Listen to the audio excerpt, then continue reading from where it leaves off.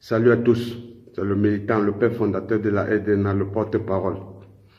Nous venons ici pour nous adresser au jeune petit frère Ibrahim Traoré, qui est en même temps notre président, le président du FASO.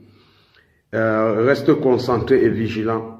N'utilise pas les humains comme bouclier pour pouvoir faire accroître ta popularité. Tu es venu ici faire comprendre aux gens que il y a des Africains qui s'expriment mieux en français et ils se disent intellectuels. Non, on ne s'exprime pas mieux en français parce qu'on veut. On s'exprime en français parce qu'on veut toucher la masse. Car c'est le meilleur moyen de communiquer pour pouvoir atteindre la masse. Toi, depuis que tu es président du FASO, comment tu fais pour atteindre la masse? Comment tu fais pour pouvoir communiquer avec le reste du monde? Tu t'exprimes en français. Parce que c'est la langue qui nous permet de mieux communiquer avec la masse. Donc, n'utilise pas ça pour pouvoir insulter l'intelligence des Africains en les appelant des complexés. Non, les Africains qui sont allés à l'école, et même ceux qui ne sont pas allés à l'école, ne sont pas décomplexés. Nous communiquons pas les langues étrangères parce que ça nous permet de toucher la masse.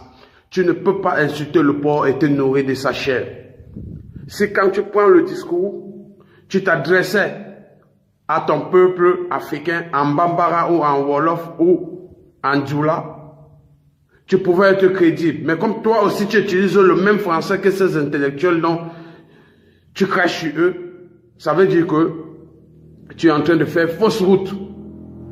Tu es en train de faire fausse route.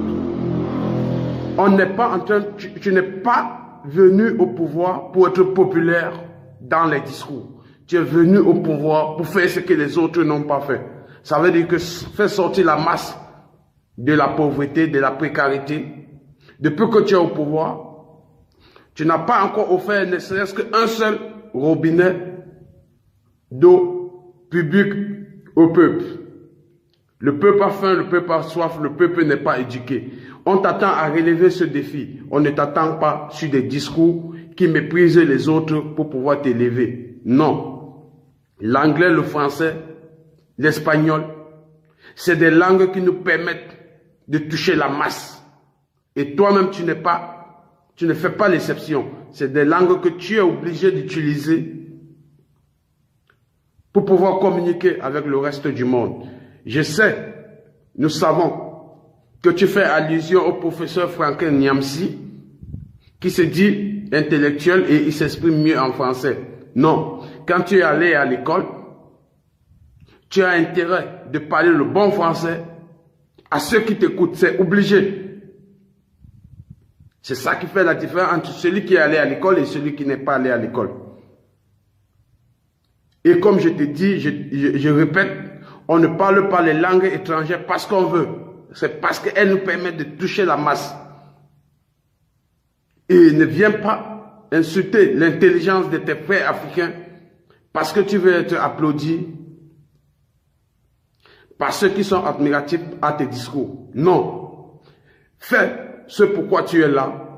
Donne la joie à ton peuple, donne-leur à manger, mets de l'eau gratuite à leur disposition, mets les hôpitaux et les écoles. Il faut des intellectuels, comme tu disais tantôt. L'Afrique en a besoin pour pouvoir être indépendant demain.